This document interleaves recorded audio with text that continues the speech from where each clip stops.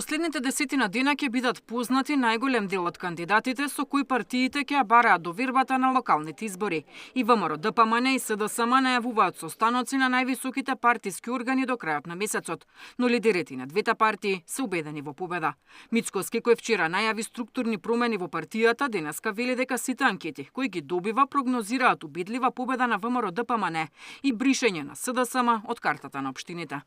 Јас очекувам врз основа на бројките кои што ги добивам убедлива победа на ВМРО ДПМН и коалицијата која што ќе предводи ВМРО ДПМН.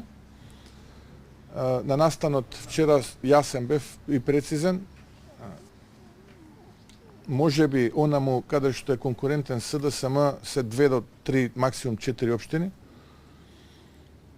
Иако да бидам искрен, ако вака продолжат неодговорно да се однесуваат, можеби и да немаат освоена општина на следните локални избори, бидејќи гледам дека тие и малкумина кои што ги поддржуваат, играат на картата на кратко помнење на граѓаните и нормално нихилистичка политика. Се што прави ова влада не чини. Па не може се што прави ова влада да не чини. Може да сигурно има некакви добри работи кои што ние правиме.